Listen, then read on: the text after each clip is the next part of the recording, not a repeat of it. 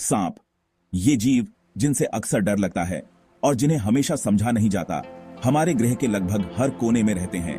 हरे भरे वर्षावनों से लेकर सूखे रेगिस्तानों तक इन्होंने अलग अलग तरह के वातावरण में रहना सीख लिया है। सांपों के इवोल्यूशन की दुनिया में चलते हैं, उनके प्राचीन पूर्वजों के रहस्यों को उजागर करते हैं और आज के स्लीक स्लिदरिंग क्रीचर्स तक उनके लिनेज का पता लगाते हैं। सांपों के पूर्वज लेगलेस नहीं थे, जैसा कि आज हम जानते हैं। यह अविश्वसनीय परिवर्तन फोर लेगेड लैंड ड्वेलर्स से legless masters of stealth and construction तक एवोल्यूशन की शक्ति का प्रमाण है।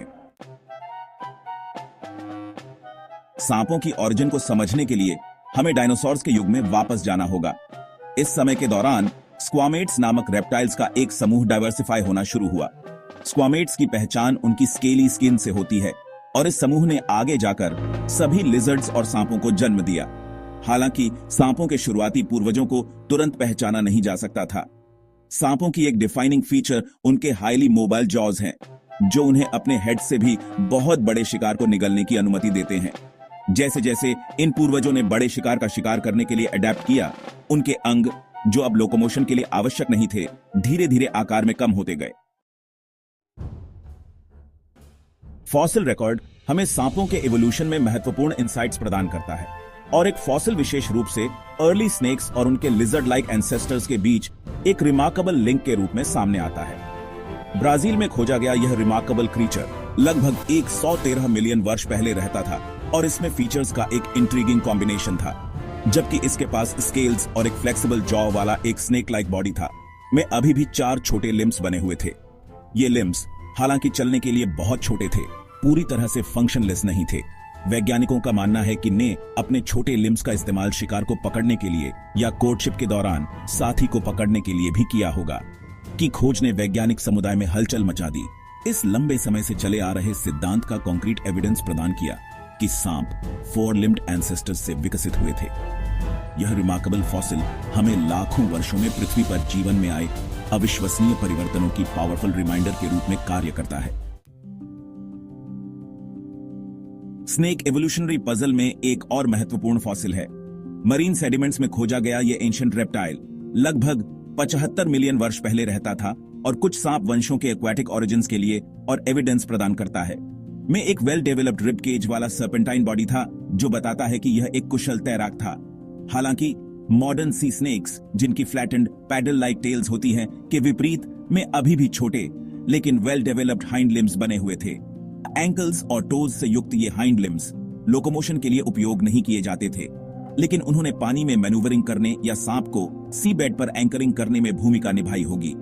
की खोज ने सांपों के एवोल्यूशन की पहेली में एक और टुकड़ा जोड़ दिया, यह प्रदर्शित करते हुए कि जमीन से पानी में ट्रांजिशन सांपों के इतिहास में जल्दी हुआ और कुछ शुरुआती सांपों ने एक्वाटिक लाइफस्टाइल के अनुकूल होने पर भी हाइंड लिम्स को बरकरार रखा।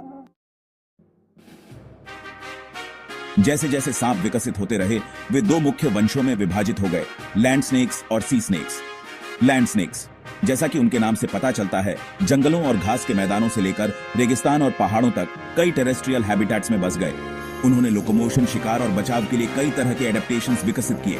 कुछ बोवर्स और पाइथन्स की तरह कंस्ट्रिक्टर्स बन गए, अपने शिकार का दम घोंटने के लिए अपने शक्तिशाली शरीर का उपयोग करते थे। कोबरास और वाइपर्स जैसे अन्य ने वेनमस फैंग्स विकसित किए, अपने पीड़ितों को वश में करने के लिए पोटेंट टॉक्सिन्स का इंजेक्शन लगाया। दूसरी ओर सी स्नेक्स ने समुद्र में जीवन के लिए अडेप्ट किया। उन्होंने तैराकी के लिए फ्लैटेंड पैडल लाइक टेल्स विकसित की और अपने शरीर से अतिरिक्त नमक एक्सक्रीट करने के लिए स्पेशलाइज्ड सॉल्ट ग्लैंड्स विकसित की। सी स्नेक्स ने हाईली पोटेंट वेनम भी विकसित किया, जो अक्सर उनके टेरेस्ट्रियल काउंटरपार्ट्स की तुलना में अधिक जहरीला होता है। पानी में मछली को जल्दी से इमोबिलाइजिंग करने के लिए एक एडेप्टेशन। लैंड और सी स्नेक्स का इवोल्यूशन इन रेप्टाइल्स की अविश्वसनीय एडेप्टेबिलिटी को उजागर करता है, जो एनवायरनमेंट्स की एक विस्तृत श्रृंखला में थ्राइव करने की उनकी क्षमता का प्रदर्शन करता है। सांपों का एवोल्यूशनरी जर्नी नेचुरल सिलेक्शन की शक्ति और पृथ्वी पर जीवन की अविश्वसनीय विविधता का प्रमाण है।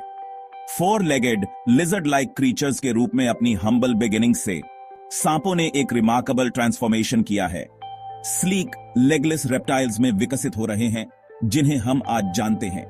उनका फॉसिल रिकॉर्ड उनके अतीत में एक फैसिनेटिंग ग्लिम्प्स प्रदान करता है, ग्रेजुअल स्टेप्स और रिमार्केबल एडेप्टेशंस का खुलासा करता है जिन्होंने लाखों वर्षों में उनके वंश को आकार दिया है। जैसा कि हम आज जीवित सांपों की विविधता पर मावल करते हैं, हमें याद रखना चाहिए कि उनकी कहानी अभी खत्म नहीं हुई है। एवोल्यूशन एक ऑनगोइंग प्रोसेस है और सांप बदलते परिवेश और नई चुनौतियों के जवाब में अडेप्ट और इवॉल्व होते रहते हैं। उनके एवोल्यूशनरी सागा का अगला अध्याय अभी लिखा जाना बाकी है और कौन जानता है कि आने वाले सहस्राब्दियों में ये फैसिनेटिंग क्रीचर्स कौन से रिमार्केबल फॉर्म्स ले लेंगे।